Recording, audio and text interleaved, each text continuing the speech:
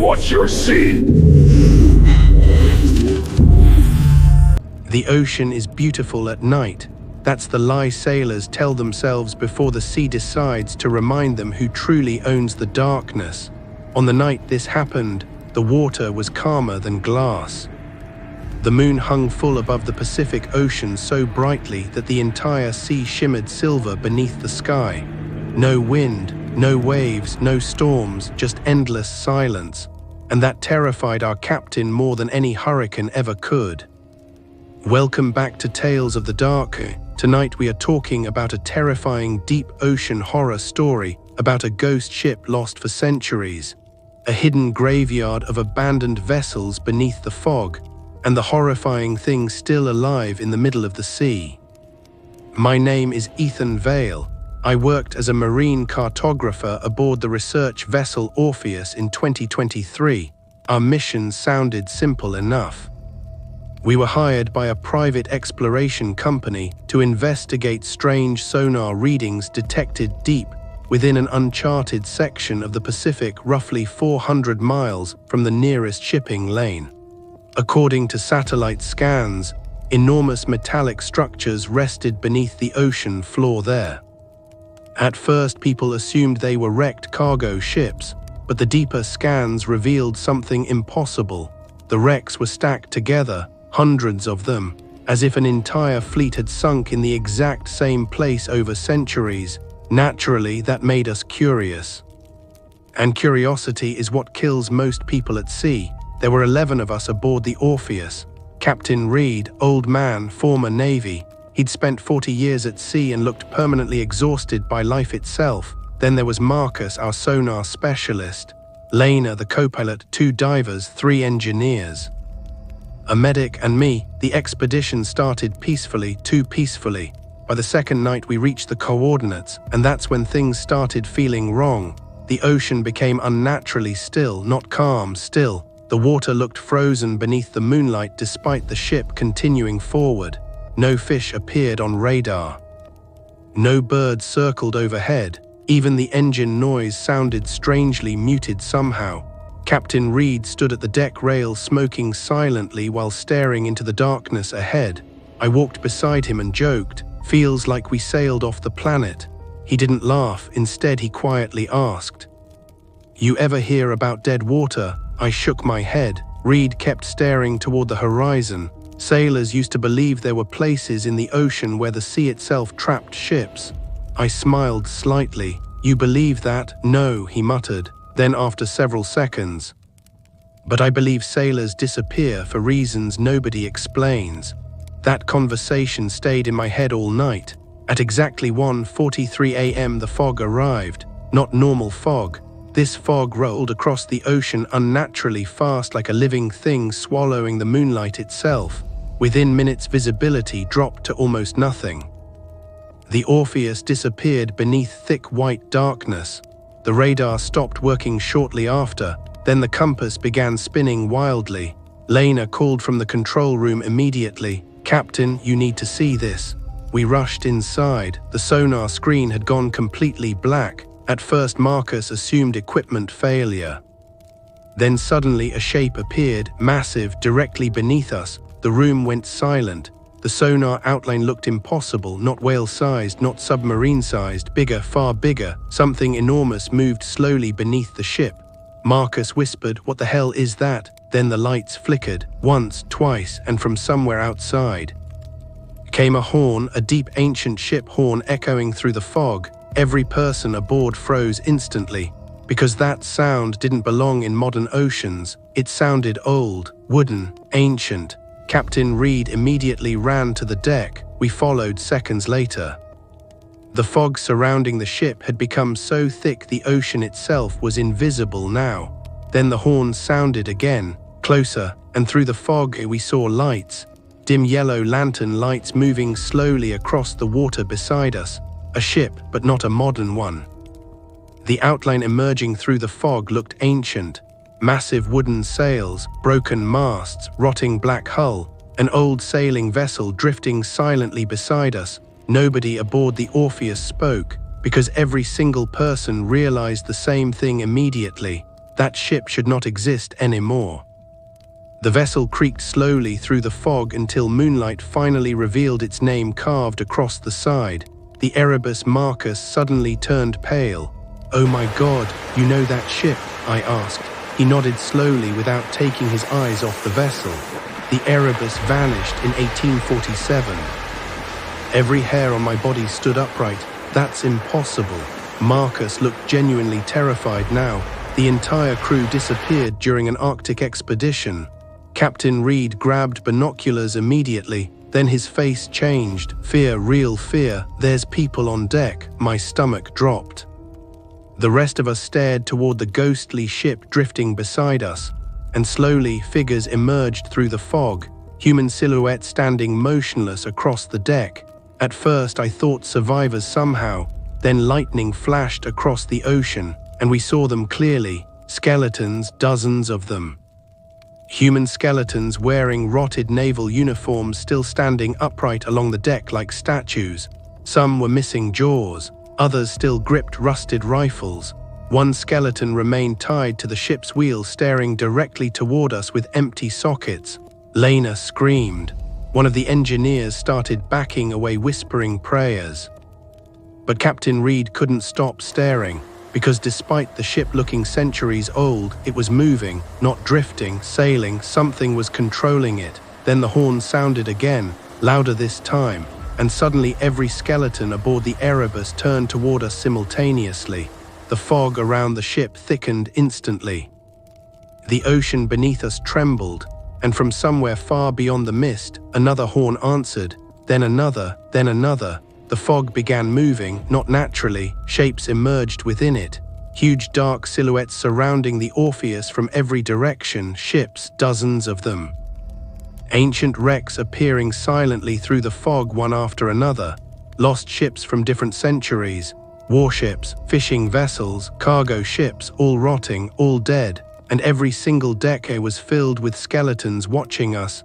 Then Captain Reed whispered the sentence that still haunts me every night.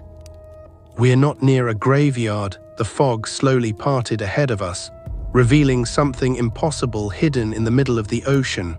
An island not made of rock, made entirely of ships. The island shouldn't have existed. At first my brain refused to understand what I was seeing through the fog, because it wasn't an island in the normal sense. It was a mountain of ships. Thousands of wrecks fused together in the middle of the ocean like some giant graveyard stitched from centuries of death. Ancient wooden vessels crushed against rusted cargo ships, warships tangled together with submarines, broken cruise liners stacked beside fishing boats half swallowed by coral and black seaweed. Entire fleets from different centuries merged into one colossal mass stretching endlessly through the fog, and somehow it was still growing. Nobody aboard the Orpheus spoke. The only sound was the groaning of old metal and wood shifting somewhere inside the ship graveyard, like the island itself was alive. Lightning flashed again, and for one horrifying second I saw movement across the wrecks. Skeletons. Hundreds of them wandering silently between the dead ships. Captain Reed finally snapped out of his shock. "Turn us around," he barked. Lena immediately grabbed the controls, but the ship didn't respond. The Orpheus kept drifting slowly toward the island. Marcus checked the engine systems desperately. Engines aren't responding. "That's impossible, I know." The fog surrounding us thickened until the ghost ships around the Orpheus vanished completely again, but we could still hear them. Ancient wooden creaks, chains dragging through water, and those horns echoing endlessly through the mist. Captain Reed grabbed the radio immediately. "This is research vessel Orpheus requesting emergency assistance," only static answered. Then suddenly a voice crackled through the speaker, not modern, distorted, old. "Turn back." The room froze. The voice sounded drowned somehow, wet, barely human. Then the radio exploded with screaming, not one person, hundreds, people crying for help. Praying, screaming in different languages from different time periods all at once. Lena ripped the radio cord from the wall immediately. Silence returned, nobody breathed. Then the ship lurched violently forward. The Orpheus had stopped. We looked over the deck rail. The water beneath us wasn't water anymore. The ocean had become thick with black seaweed and floating wreckage surrounding the island. We were grounded. Captain Reed whispered. We climbed onto it. The realization hit all of us slowly. The island wasn't resting above the sea, it floated, a drifting graveyard moving endlessly through the ocean fog. And now we were trapped on it. The divers immediately refused to leave the ship. Smartest decision anyone made that night. Unfortunately, Captain Reed wasn't willing to sit there waiting to die. We find high ground, he ordered. Repair communications, then we leave. Nobody argued. Mostly because fear had already destroyed rational thinking, we lowered onto the wreck island using emergency ropes. The moment my boots touched the surface, I nearly threw up. The ground beneath us shifted slightly, not like unstable wreckage, like flesh moving under pressure. The entire island felt alive somehow. Everywhere we looked were wrecked ships fused together by black coral and seaweed thicker than tree roots. Some ships looked centuries old, others were terrifyingly recent. I saw a helicopter buried halfway inside a rusted submarine, a modern yacht crushed beneath an ancient pirate vessel. Different eras, different civilizations, all dragged into the same place, and everywhere there were bodies, skeletons fused into ship walls, human remains tangled in black seaweed, corpses preserved unnaturally inside flooded cabins staring outward with pale, swollen faces. It looked less like a graveyard and more like something collecting trophies. Marcus suddenly pointed toward one of the wrecks nearby. There, a light flickered inside an old fishing vessel tilted sideways against another ship. Movement. Captain Reed cautiously approached first. We followed silently. The inside of the vessel smelled like rotting seawater and decay. Then we found the man, alive. Barely an old sailor wrapped in filthy blankets sitting alone beside an oil lantern. His beard stretched halfway down his chest.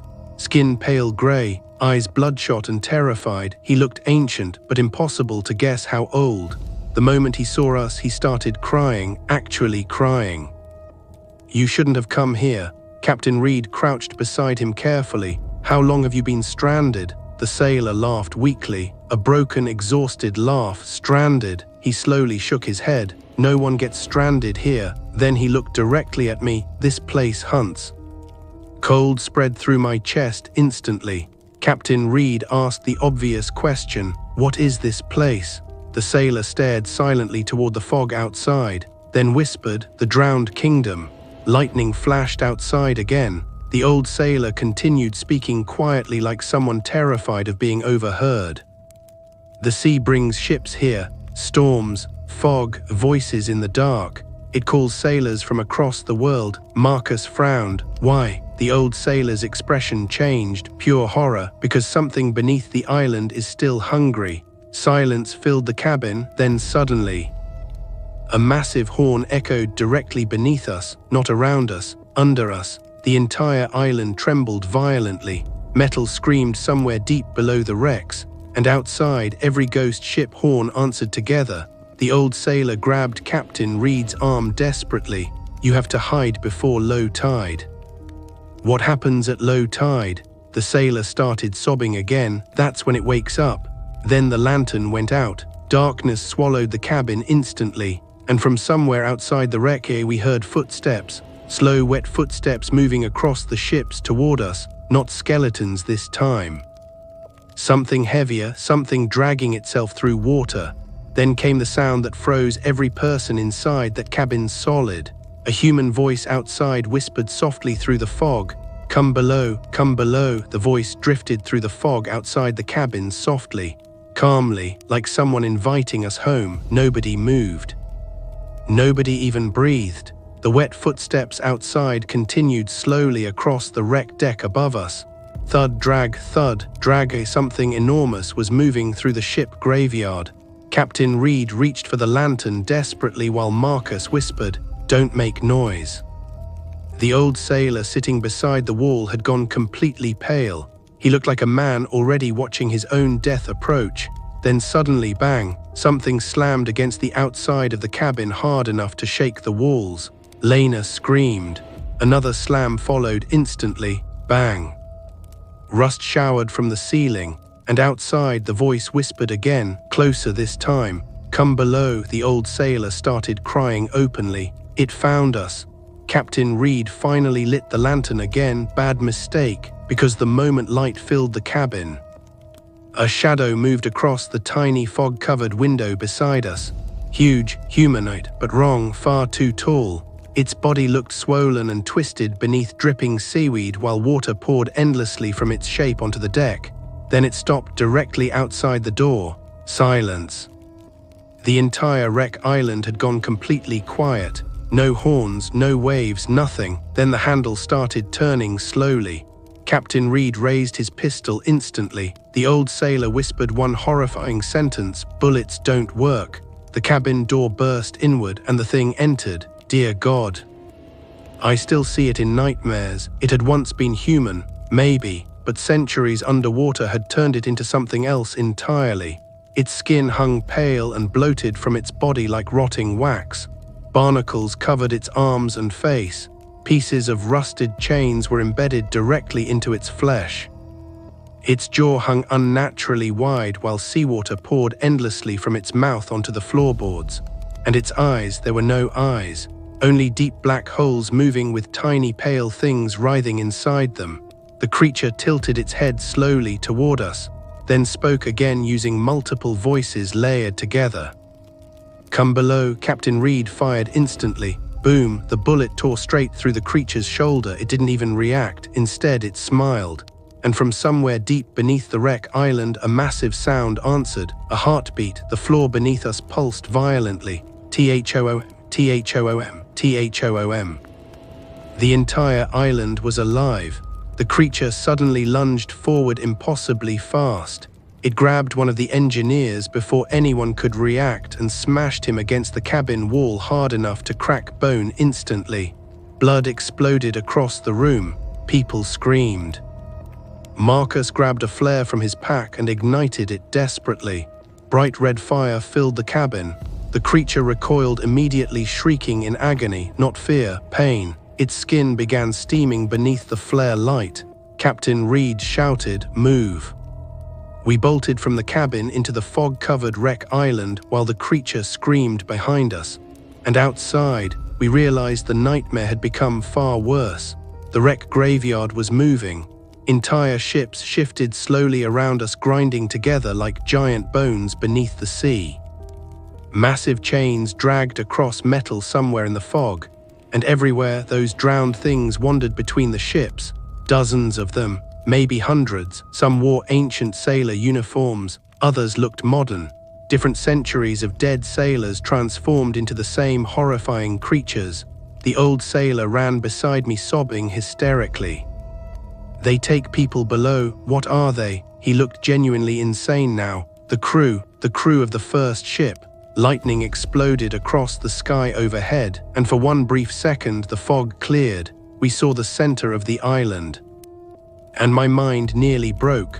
A massive hole opened in the middle of the wreck graveyard, descending deep beneath the ocean itself, like an enormous mouth inside the island, and wrapped around its edges were ships, thousands of them spiraling downward into darkness. Something moved far below inside the pit. Something colossal. Then the fog swallowed everything again. Marcus grabbed my arm. "We need to get back to the Orpheus." The problem was the island had changed. The path back was gone. The wrecks kept shifting, constantly rearranging themselves like a living maze. Captain Reed tried using the compass again. It spun wildly. No direction existed there. Then came another heartbeat beneath the island. T-H-O-O-M. The wrecks around us shifted violently again, and suddenly human voices began echoing through the fog. Familiar voices. My blood froze instantly when I heard mine. "Ethan." I turned immediately. My mother's voice. Impossible. She died years ago. The old sailor screamed, "Don't follow the voices." But all around us now people heard different things. Lena heard her husband. Marcus heard his daughter. Even Captain Reed froze, hearing someone whisper his name from inside the fog. The island knew us somehow, and it was using the dead to lure us below. One of the divers suddenly broke away from the group. No, he whispered emotionally. Tina, a female silhouette appeared faintly through the fog ahead of him. The diver started crying, his dead wife. He ran toward her before anyone could stop him. "Wait," Captain Reed shouted, too late. The fog swallowed him instantly. Then we heard screaming, not normal screaming, the kind that comes from someone realizing too late they walked into hell.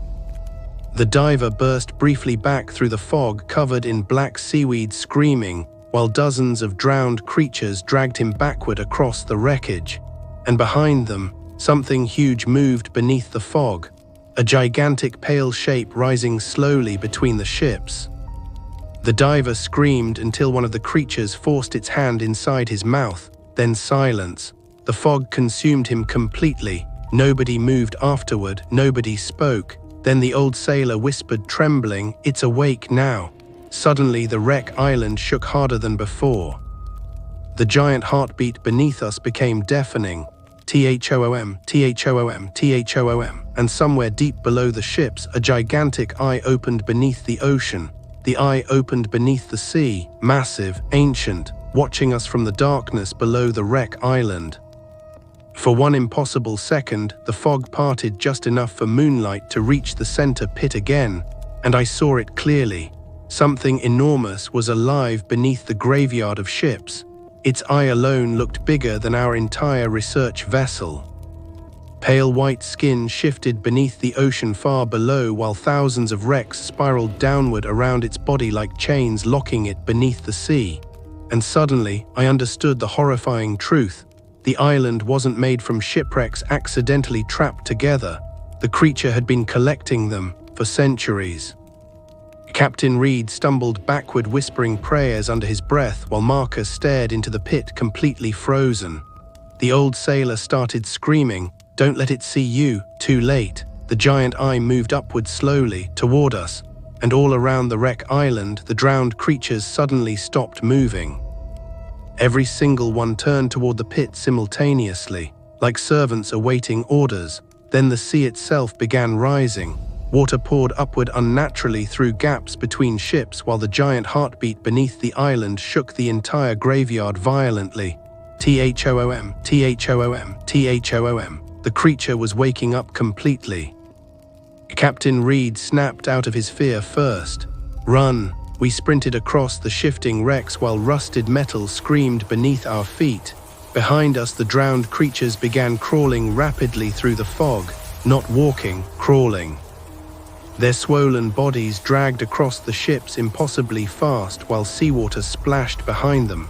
Marcus nearly slipped between two wrecks as the island lurched violently beneath us, and below the gaps I saw movement. Human faces trapped beneath the water inside the wreckage, still alive, dear God. Still alive after all those years. Their pale hands reached upward through the flooded gaps between ships, silently begging for help. The island wasn't just killing sailors, it was keeping them, feeding them to the thing below. The old sailor suddenly grabbed my arm and pointed ahead. There.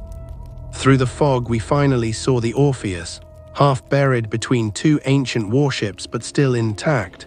Hope exploded through the group instantly. We climbed desperately across tilted decks and hanging chains toward our vessel while the drowned creatures screamed behind us. But the closer we got to the Orpheus, the stranger things became. The ship looked wrong now, covered in black seaweed despite only being there a few hours. The metal hull pulsed slowly, like breathing, then Lena stopped suddenly. "Oh my God," I followed her stare. Inside the ship windows, people stood watching us, crew members. But we already knew something impossible immediately. There were too many of them. We had lost people already. Yet every crew member appeared inside the ship, staring silently outward through the glass. Even the diver who had just been dragged into the fog stood there soaking wet beside the others. Smiling, Marcus whispered, "That's not them." The figures inside the Orpheus moved simultaneously toward the windows, and then they began knocking softly against the glass. Tap, tap, tap. Captain Reed slowly backed away. No, the ship horn suddenly blasted above us so loudly it nearly ruptured my ears. And from beneath the wreck island, the giant creature started rising. Ships tilted violently around us as something colossal moved upward through the pit. The fog exploded outward, water crashed between the wrecks, and then we saw part of it. A gigantic pale mass covered in broken anchors, chains, and centuries of shipwreck debris fused directly into its flesh. Human bodies protruded from its skin, half absorbed into the creature itself. Thousands of drowned faces moved beneath translucent flesh, screaming silently. The eye beneath the ocean hadn't been the creature's real eye. It was only one of many. More eyes opened across its body beneath the sea, watching, searching, hungry. The drowned crew inside the Orpheus began screaming together. Come below, the ship itself suddenly lurched. Its hull twisted apart as black roots, or tentacles, burst through the floors. The Orpheus was being absorbed into the island. Captain Reed raised his flare gun instantly. Get down! He fired directly into the creature rising beneath the wrecks. The flare exploded against its flesh in a burst of burning red fire. And for the first time, the thing screamed. Not a roar, a deep ancient sound that shook the ocean itself. Every drowned creature around us collapsed shrieking while the wreck island trembled violently. Fire spread rapidly across the oil-covered wrecks nearby. The old sailor screamed, "Fire hurts it!" The creature began thrashing beneath the sea. Ships cracked apart around us. Massive waves exploded through the graveyard while burning wreckage collapsed into the pit below. Captain Reed grabbed my shoulder hard. Move now. We ran across collapsing ships while flames spread through the fog around us. Behind us, the giant creature rose higher and higher from beneath the ocean, dragging entire shipwrecks upward with it. And then, through the fire and smoke, I saw its true shape. Not a sea creature. Not an animal, it looked horrifyingly human. A giant drowned corpse sleeping beneath the ocean for centuries. Its mouth stretched open impossibly wide beneath the wreck island. And inside her were ships. Entire ships trapped within its body. The island was feeding directly into it. Then suddenly the giant corpse looked directly at me, and every voice trapped inside it whispered together, "Stay." The burning wreck beneath my feet collapsed instantly. I plunged into the freezing black ocean below. The water swallowed me completely, and beneath the surface I saw them. Thousands of ships descending endlessly into darkness around the gigantic corpse sleeping beneath the sea. And all around it, the dead were still moving, still trapped, still alive. One pale drowned hand suddenly grabbed my ankle from below, then another, then dozens, pulling me downward into the abyss. The last thing I saw before darkness consumed me was the full moon disappearing beneath the fog above the ocean. Subscribe to Tales of the Dark, where every story gives you a nightmare.